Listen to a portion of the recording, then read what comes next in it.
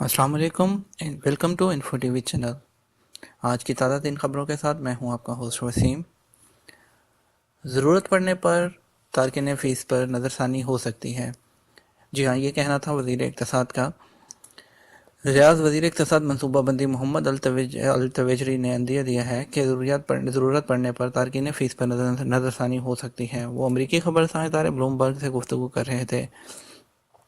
وزیر نے اپنی بات کی وضاحت کرتے ہوئے کہا کہ اگر کسی سیکٹر یا صنعت کو آسانیاں پیدا کرنے کے لیے تقریبات یا توازن ادائیگی کے لیے بہتر بنانے یا سعودیوں کے لیے نئی اسامیاں متعارف کرانے یا پہلے سے طے شدہ کسی اقتصادی ضرورت کے تحت تارکین فیس میں تبدیلی کی ضرورت پڑی تو نظر ثانی ہوگی۔ التویجری نے مزید کہا کہ سعودی حکومت کی دائمی دلچسپی نجی اداروں کو آگے بڑھانے کی ہے۔ سعودی حکومت چاہتی ہے کہ نجی ادارے زیادہ سے زیادہ آگے بڑھیں۔ سعودی عرب میں عالمی سرمایہ کاری سے متعلق ایک سوال کے جواب میں التویجری نے کہا ہے کہ سعودی عرب ابھی تک غیر ملکی سرمایہ کاروں کے لیے پرکشش ملک ہے۔ مملکت میں ابھی تک سرمایہ کاری کے مواقع بھی پرکشش ہیں اور مسابقتی بھی۔ نجی اداروں کے ٹھیکیداروں کے بقایا جات کے بابت سوال کے جواب میں انہوں نے کہا کہ وزارت خزانہ امسال 99% سے زیادہ کے بقایا جات نجی اداروں کو ادا کر چکی ہے۔ ورک پرمٹ برائے خروج نہائی فیس۔ جدہ وزارت محنت و سماجی بہبود نے بتایا ہے کہ خروج نہائی کی غرض سے جانے والے ورک پرمٹ کی 6 ماہ کی فیس 2018 کے دوران 400 ریال ماہانہ کے حساب سے وصول کی جائے گی۔ 600 ماہ ورک پرمٹ کی فیس 2400 ریال تھی۔ ہر سال فیس میں اضافہ معمول کی بات ہے۔ وزارت نے توجہ دلائی کہ ایسا غیر ملکی جو سعودی عرب پہنچنے پر ہوائی اڈے یا بندرگاہ پر بری سرحدی چوکی پر امیگریشن کا نمبر رکھتا ہو اور مملکت میں اس کے قیام کی مدت 90 روز سے زیادہ ہو گئی ہو، اسے خروج نہائی ویزا حاصل کرنے کی اجازت ہوگی۔ فیس ادا کرنے کی صورت میں ویزا منسوخ نہیں کیا جا سکتا۔ کارکن مذکور اسی بنیاد پر مکتوب العمل سے رجوع کر سکتا ہے۔ اب تک 22,97,383 غیر قانونی تارکین گرفتار کیے گئے ہیں۔ محکمہ پاسپورٹ 26 سفر 1439 سے غیر قانونی تارکین کے خلاف چلائی جانے والی گرفتاری مہم کے تحت 13 ربیع الثانی 1440 تک اقامہ و محنت قوانین اور سرحدی سلامتی ضوابط کی خلاف ورزی کرنے والے 20 لاکھ سے زیادہ گرفتار کیے گئے ہیں۔ ان کی مجموعی تعداد 22,97,383 ہے۔ ان میں 17,83,074 اقامہ، 3,52,932 محنت قوانین، 1,61,377 سرحدی امن کی خلاف ورزی کرنے والے شامل ہیں۔ 37,694 سعودی عرب میں دراندازی کرتے ہوئے پکڑے گئے ہیں۔ ان میں سے 51% یمنی، 46% ایتھوپین اور 3% دیگر ممالک کے پائے گئے ہیں۔ علاوہ ازیں 1,784 سعودی سرحدیں عبور کرتے ہوئے گرفتار کیے گئے۔ اقامہ و محنت و سرحدی امن کی خلاف ورزی کرنے والوں کو رہائش اور ٹرانسپورٹ کی سہولتیں، نیز غیر قانونی تارکین کو چھپانے میں ملوث 3,155 افراد پکڑے گئے۔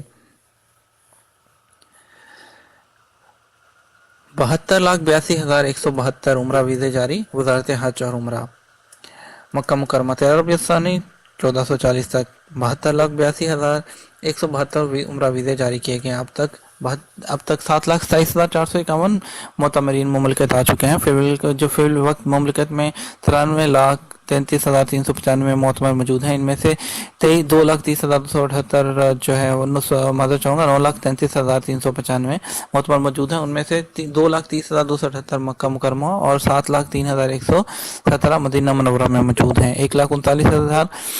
13,93,491 مملکت سے رخصت ہو چکے ہیں۔ وزارت حج و عمرہ نے اعداد و شمار جاری کرتے ہوئے یہ بھی بتایا کہ معتمرین بری، بحری، فضائی راستوں سے عمرے پر آ رہے ہیں۔ ہوائی جہازوں سے 5,86,001، بری راستوں سے 3,07,140 اور سمندر کے راستے سے 207 معتمر مملکت آئے۔ سب سے زیادہ 7,65,510 حاجی پاکستان سے پہنچے۔ انڈونیشیا دوسرا نمبر ہے 6,10,313۔ ہندوستان تیسرے پر، اس کے بعد بالترتیب ملائیشیا، یمن، الجزائر، ترکی، بنگلہ دیش، امارات اور مصر کا نمبر یک کے بعد دیگرے ہے۔ دیت کا معذور قیدی رہا پا کر پاکستان روانہ ہو گیا۔ سعودی حکومت دو ہندوستانیوں کے اعزاز کو 6 لاکھ ہندوستانی کے اعضاء کو 6 لاکھ ریال دیت ادا کر کے رہائی دلا دی۔ خیبر کے ہسپتال میں 3 سال تک بطور قید زیر علاج رہنے والے جنید خان کو بالآخر رہائی مل گئی۔ جنید خان نے ہسپتال میں بطور قیدی 6 سال گزارے۔ رہائی 6 لاکھ ریال کی دیت کے دینے پر ممکن ہوئی، جسے سعودی حکومت نے ادا کیا۔ تفصیلات کے مطابق مردان سے تعلق رکھنے والے جنید خان کی گاڑی کی ٹکر سے 3 سال قبل 2 ہندوستانی اور 1 پاکستانی جاں بحق ہو گئے تھے، جبکہ اسی سڑک حادثے کے دوران جنید خان بھی بری طرح زخمی ہوا اور معذور ہو کر ہسپتال پہنچ گیا۔ حادثے میں جاں بحق ہونے والے پاکستان کے لواحقین کی جانب سے جنید کو معاف کر دیا گیا، تاہم دونوں ہندوستانی کے لواحقین نے معاف کرنے سے انکار کر دیا، جس کے بعد جنید نے 6 لاکھ ریال نہ ہونے کے سبب خیبر کے ہسپتال میں 3 سال بطور قیدی گزارے، جہاں اس کا علاج معالجہ بھی ہوتا جاتا رہا۔ پاکستانی کمیونٹی کی جانب سے اس کی رہائی کے لیے رقم اکٹھی کی جاتی رہی ہے، تاہم سعودی گورنمنٹ نے انسانی جذبے کے تحت 6 لاکھ ریال دیت دے کر جنید کو رہا کروا دیا۔ بدعنوانی کی آن لائن نگرانی۔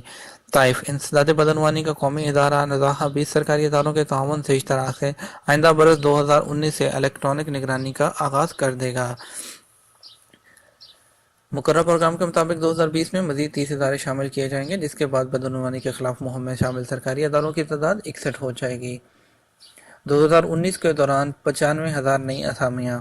سعودی قومی بجٹ 2019 کے اجراء کے بعد متعدد وزراء نے اپنی وزارتوں کے صاحبان تلے مستقبل کی اسکیموں اور عوام کے لیے خوشخبریوں کے اعلان کا اہتمام کیا ہے۔ وزیر محنت احمد الراجی نے بتایا کہ وزارت مواصلات 15,000 ملازمتیں سعودیوں کو فراہم کرے گی۔ وزارت آبادکاری اور سعودی ایوان ہائے صنعت و تجارت و کونسل نے ٹھیکیداروں اور غیر منقولہ جائیدادوں کے ایک شعبے میں 80,000 سعودی ملازم رکھنے کا فیصلہ کیا ہے۔ مجموعی طور پر 95,000 ملازمتیں مہیا ہوں گی۔ وزیر صحت توفیق الربیع نے بتایا کہ ان کی وزارت سعودیوں اور غیر ملکیوں کو پیش کی جانے والی صحت خدمات کا معیار بلند کرنے کے لیے 3 اہم اہداف پورے کرے گی۔ وزیر تعلیم نے بتایا کہ 5200 نئے اسکول قائم ہوں گے اور کرائے کے اسکولوں سے نجات حاصل کر لی جائے گی۔ 120 ارب ریال کے بانڈز۔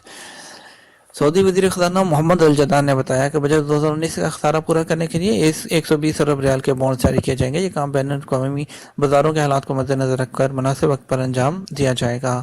وہ ریاض میں امریکی خبر رساں ادارے بلومبرگ سے بات چیت کر رہے تھے۔ الجدان نے کہا کہ بانڈز ڈالر میں جاری ہوں گے، ممکن ہے دیگر کرنسیوں کا بھی سہارا لیا جائے۔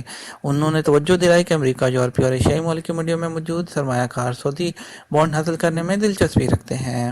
جلد ہی سعودی حصص کا مارکیٹ کا اندراج مارجن اسٹیمنلی میں کرا لیا جائے گا۔ پاکستانی ڈاکٹر کے خلاف بنگلہ دیشی کی شکایت۔ جی ہاں دوستو، آج کی آخری نیوز۔ جدہ پولیس نے بنگلہ دیش مریضہ کے ساتھ چھیڑخانی پر ایک پاکستانی ڈاکٹر کو گرفتار کر لیا۔ بنگلہ دیشی خاتون طبی معائنے کے لیے کلینک گئی تھی، اس کے شوہر نے پاکستانی ڈاکٹر کے خلاف چھیڑخانی کی شکایت درج کرا دی۔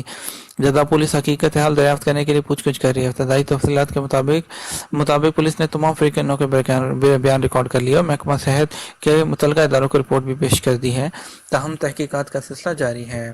امید کرتے ہیں دوستوں آپ کو آج کی نیوز پسند آئی ہوگی۔ آج کی نیوز پسند آئی ہو تو ویڈیو کو لائک کیجیے گا، چینل کو سبسکرائب کیجیے گا اور مزید معلومات کے لیے ہمارے چینل کے ساتھ جڑے رہیے گا، اور لائک اور کمنٹ کرنا بھی مت بھولیے گا۔ Thank you for watching info T V channel.